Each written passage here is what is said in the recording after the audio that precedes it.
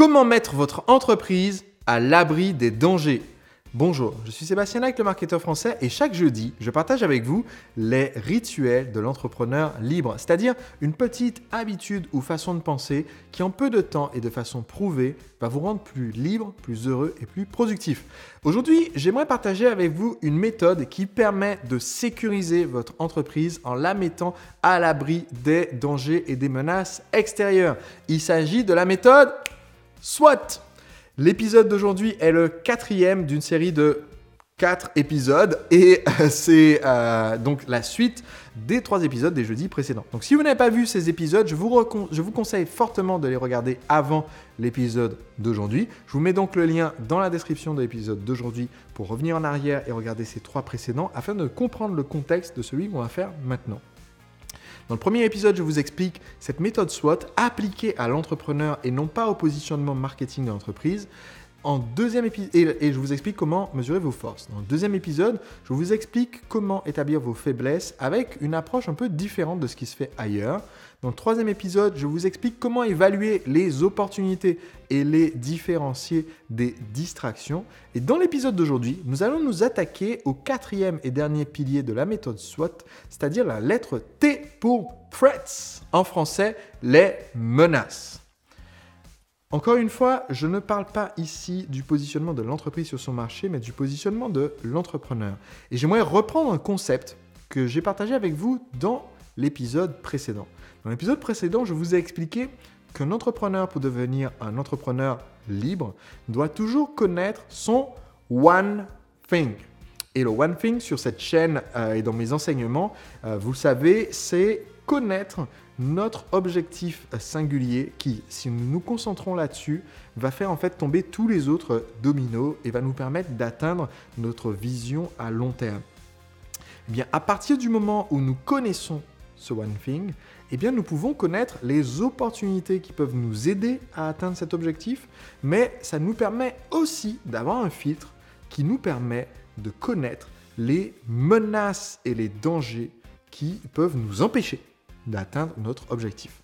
Donc, la question que nous devons nous poser maintenant, et c'est le but de l'exercice de la vidéo d'aujourd'hui, la question que nous devons nous poser, c'est qu'est-ce qui peut menacer l'exécution de mon objectif à long terme?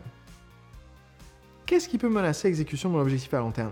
Quels sont les facteurs intérieurs et extérieurs qui peuvent m'en empêcher?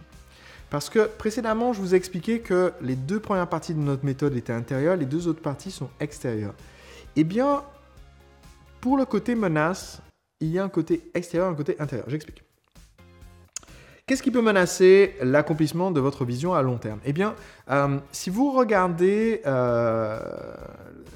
les facteurs sur lesquels votre entreprise s'appuie, notamment pour trouver des clients, pour convaincre ses clients de devenir acheteurs, eh bien, il faut se rendre compte que quelle que soit votre méthode de communication ou de marketing, vous n'êtes jamais dans une maison bâtie sur le roc, malheureusement.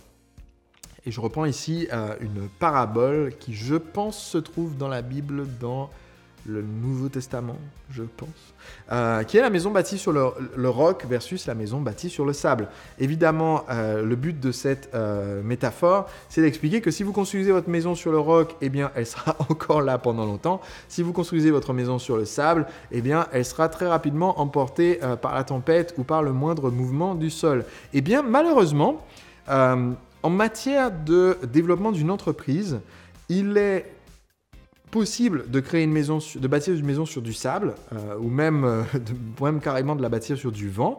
Toutes les personnes qui développent leur stratégie commerciale en se basant uniquement sur la mode du moment, c'est-à-dire tous ceux qui avaient basé le développement de leur entreprise sur des plateformes comme Periscope, qui est la plateforme de diffusion live de Twitter. Tous ceux qui ont basé leur entreprise sur Twitter, d'ailleurs, qui est un des outils les plus atroces pour développer son entreprise et une très mauvaise idée de façon générale. Toutes les personnes qui ont basé leur entreprise sur les dernières technologies du moment pour communiquer avec des prospects potentiels, peut-être, eh bien, se sont retrouvés confrontés au fait que cette évolution technologique très rapide rend la plupart de ces innovations périmées avant que vous ayez le temps de vous y installer. Donc ça veut dire que si vous n'utilisez qu'une seule plateforme, à l'heure où je fais cette vidéo, la plateforme qui est à la mode, c'est Facebook Messenger par exemple. Et si vous vous dites, je vais faire en sorte que les gens s'abonnent pour être abonnés, recevoir mes messages sur Facebook Messenger, et ça sera ma plateforme de communication, eh bien, vous êtes en danger. Là, ça c'est à noter dans les menaces. Là. Si aujourd'hui vous utilisez Facebook Messenger comme plateforme de communication unique, vous êtes en danger énormément. Pourquoi ? Parce que du jour au lendemain, Facebook, qui est une compagnie privée, peut décider de changer ses règles et de supprimer complètement son programme de contact des personnes par Messenger, ou de vous facturer par message envoyé, ou de vous faire arriver dans une boîte de spam. Et donc, du jour au lendemain, vous pouvez avoir votre entreprise qui disparaît. Ça a été le cas de nombreux entrepreneurs qui avaient appuyé leur entreprise comme unique source de prospects sur du référencement web et donc comptaient sur le fait qu'ils étaient premiers dans les résultats de Google. Et bien quand Google change les règles en disant non finalement on va changer l'ordre des résultats parce que c'est pas assez pertinent de notre point de vue, vous passez de la première position à la 10e position, vous venez de perdre 99% de vos clients parce que moins d'1% des personnes qui font une recherche vont sur la deuxième page pour voir qui est en 12e position.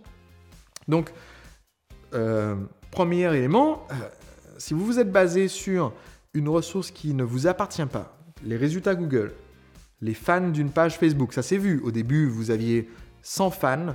Quand vous postiez une vidéo sur votre page Facebook, 100 personnes allaient voir la vidéo. Ensuite, c'est devenu 50, puis 15, puis 10. Et maintenant, aujourd'hui, j'ai une page, à l'heure où je fais cette vidéo, qui compte près de 200 000 personnes. Si je mets une vidéo et que je ne paye pas de pub à Facebook, il y a peut-être 500 personnes. Sur les 200 000, ça fait combien ? 0,25% qui vont voir... Non, même pas. Même pas. Ça fait un 4 centième. Ouais, c'est ça. 0,25% qui vont voir la vidéo. Donc, il faut que je paye Facebook pour que ma vidéo puisse s'afficher chez les fans qui sont déjà fans de ma page Facebook. C'est vraiment construire sa maison sur du sable. Si je n'avais que ça, aujourd'hui, mon entreprise ferait 0,25% du chiffre d'affaires qu'elle faisait avant. Si vous basez votre entreprise sur avoir des abonnés YouTube, c'est pareil. Avant, YouTube affichait vos vidéos à tous vos abonnés.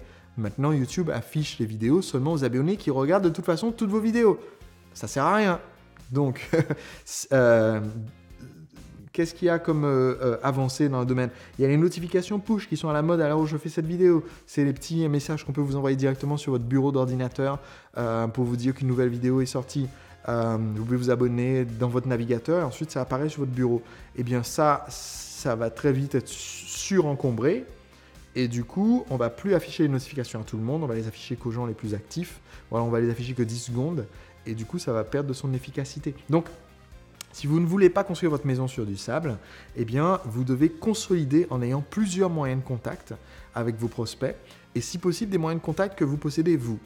J'ai le listing des adresses email de mes prospects, j'ai le listing des numéros de téléphone de mes clients, j'ai le listing des adresses postales de mes clients. Du coup, même si Internet disparaissait du jour au lendemain, tant que j'ai pu récupérer mes listings, eh bien, je peux envoyer un courrier postal dans le pire des cas à mes clients et quand même continuer de faire du chiffre d'affaires et ne pas repartir de zéro. Mais rien que le fait d'avoir les adresses email, il y a peu de chances qu'Internet disparaisse, mais il y a de grandes chances que Facebook disparaisse. Parce qu'avant Facebook, il y avait MySpace, dont tout le monde pensait que ça n'allait pas disparaître. Avant MySpace, il y avait Friendster. Et aujourd'hui, je me rends compte que la plupart des gens qui regardent ce podcast ou écoutent en audio ne savent même plus ce que c'est. Mais avant Google, il y avait aussi d'autres entreprises qui ne pouvaient pas disparaître. YouTube, Yahoo, AltaVista, Lycos, Hotbot, Multimania. Voilà, moi, je suis de la vieille école. Tout ça, c'était des sites solides et voués à durer éternellement et qui ont presque disparu grâce à Google. Donc, si vous voulez pérenniser votre entreprise, vous devez à tout moment vous poser cette question qui est « Quelles sont les menaces qui peuvent m'empêcher d'atteindre mon objectif ?» Et pour cela, une bonne façon de les détecter, ces menaces, c'est de se poser la question « Quelles sont les dépendances de mon entreprise ? De quoi nous sommes dépendants ? Nous sommes dépendants de notre base d'adresse email. Ok, donc il faut qu'on en ait une sauvegarde. Nous sommes dépendants de notre hébergeur web. Parce que si on n'a plus de site, voilà. Donc il faut qu'on sauvegarde notre blog. nous sommes dépendants de notre banque. Donc nous devrions déjà avoir un autre compte dans une autre banque au cas où pour pouvoir encaisser de l'argent au cas où on soit en conflit.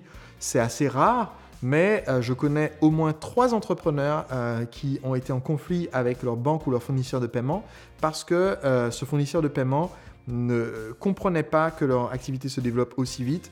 Et du point de vue de la banque, c'est un risque. De leur point de vue, c'est un risque si vous gagnez beaucoup d'argent rapidement, parce qu'ils se disent, mais est-ce que c'est de l'argent honnêtement gagné? Est-ce que vous allez le garder ou pas? Est-ce que tous vos clients vont demander remboursement? Et donc, ils ont peur quand vous gagnez de l'argent rapidement. Et donc, je connais au moins 3 entrepreneurs qui ont eu ce genre de conflit. Pour l'un d'entre eux, c'était avec PayPal.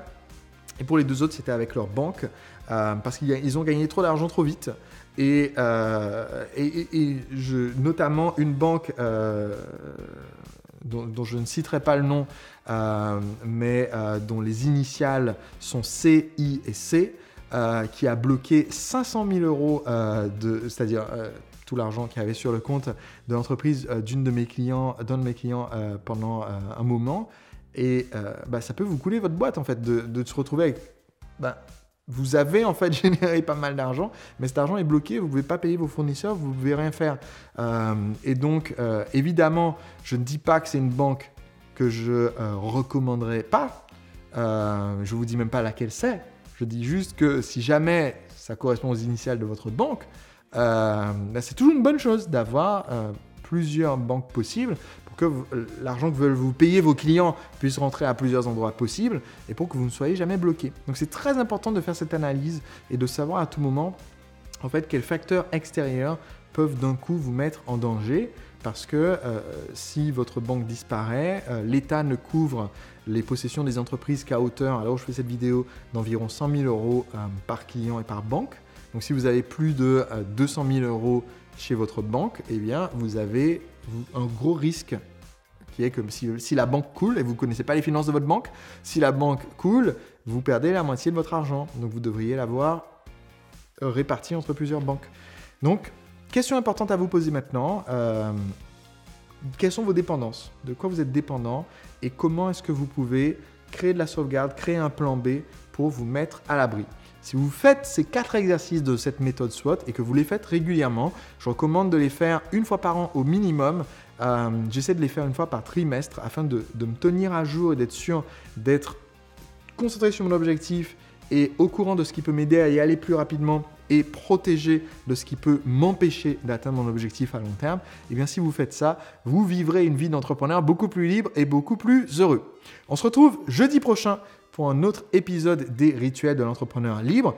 Pour recevoir cet épisode, il vous suffit de vous abonner. Je vous mets un lien qui vous permet de le faire. De cette façon, je pourrai vous l'envoyer gratuitement.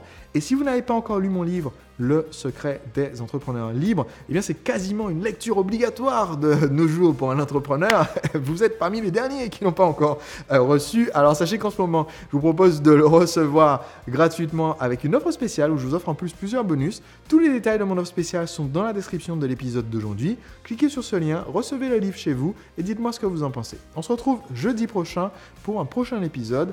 À jeudi prochain. Au revoir. Partagez une attitude qui permet d'éliminer tous les problèmes dans votre vie ainsi que les problèmes que les autres essayent parfois de vous imposer dans votre vie. Il s'agit de l'attitude